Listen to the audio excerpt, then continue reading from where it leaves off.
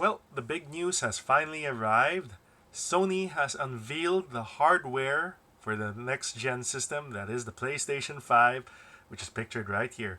Thank you again to the folks at Sony Computer Entertainment for giving me some high-res pictures of the press release for the images of the PlayStation 5.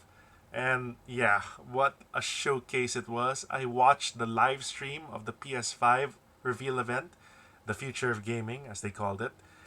And I had to stay up pretty late just to watch it here at the Philippines. I mean, Manila Time, it showed at 4 o'clock in the morning of June 12th. But elsewhere in the world, it was June 11th. So they got it at night and at acceptable hours. As for me, I had to write it down. I had to cover it in Facebook and Instagram, give some of my reactions. But right now, we're going to talk about this system and some of the games that were revealed as part of this gaming news update. So here we have the PlayStation 5 group with the two versions of the PlayStation 5 and its accessories. So we'll start things off with the DualSense controller, which was introduced a couple of months ago to tease the future of gaming. Then we have, yes, two versions of the PlayStation 5. We have a Blu-ray drive PS5, and then we have a digital version of the PS5. And Sony is promoting the digital version, obviously, so you can buy things off the PlayStation Store without having to keep physical media. I'm glad they put a choice here because I'm still partial to collecting physical discs as a gamer, but at least there's that option. And we don't know the price point yet, but Sony will eventually reveal it down the line. Then we have headphones, of course, to use for your online gaming and streaming. Then a wireless remote, and a charging dock for your DualSense controllers, and finally an HD cam to use once again for online and I suppose motion controls. We'll see as we see the future of gaming unravel down the line. And yeah, there were a number of games that were showcased during this PlayStation 5 live stream presentation and showcasing the future of gaming, but I'll only be talking about a couple, and I'll start things off with the game that wowed us at the beginning of this presentation, Spider-Man Miles Morales, the follow-up to 2018's Spider-Man by Insomniac Games. And it'll be a launch title for the PlayStation 5. So, I don't really think this is the true part 2 to 2018 Spider-Man PS4. It'll be a spin-off and just a follow-up branching out to Miles' adventures as the new Spider-Man in town and as a protege of Peter Parker. As that short teaser showed us, it's going to represent Miles correctly, featuring his iconic black and red outfit, and he has his electric powers, which are a staple to him. So, story-wise, we don't know what's going to happen, but Miles is learning the ropes, and I'm excited for another Spider-Man game. I enjoyed the 2018 Spider-Man game for the PS4. It's one of the best superhero games ever made. Insomniac Games delivered it, and yeah, they have a lot of titles they showcased. I mean, aside from this, they had a new Ratchet and Clank, but I'm not gonna get into that.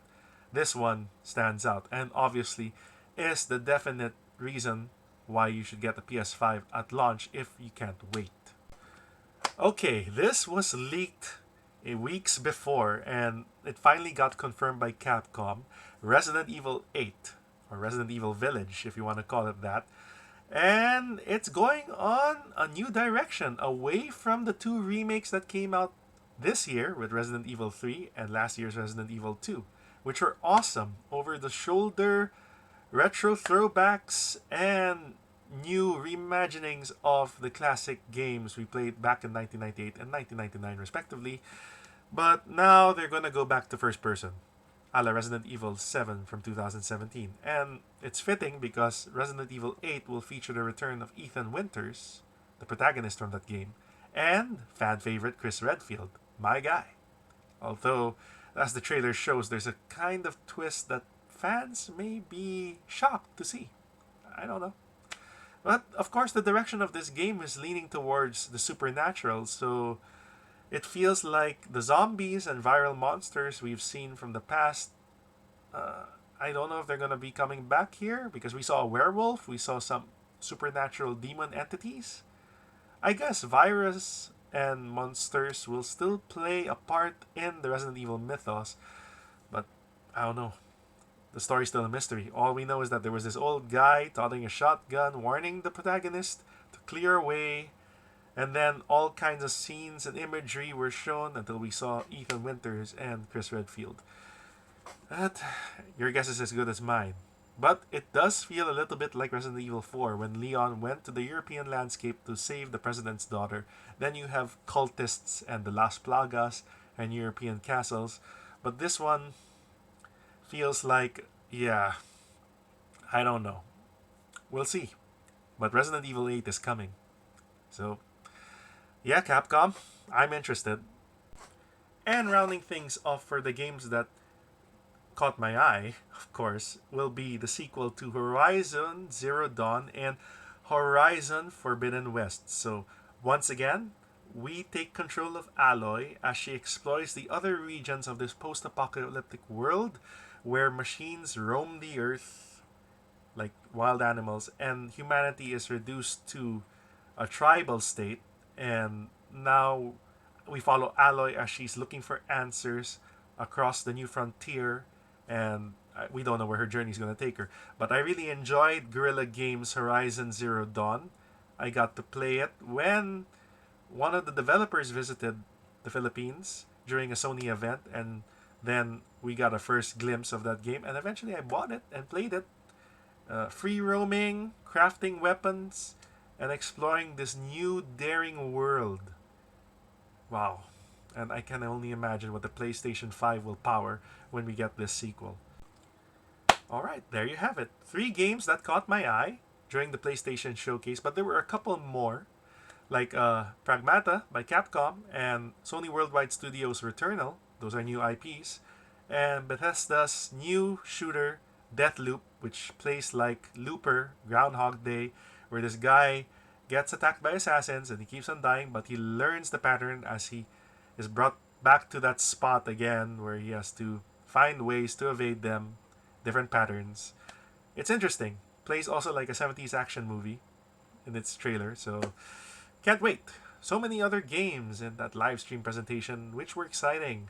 But of course, it's the hardware that was finally revealed, and I don't know how you guys feel about the look of the PlayStation 5.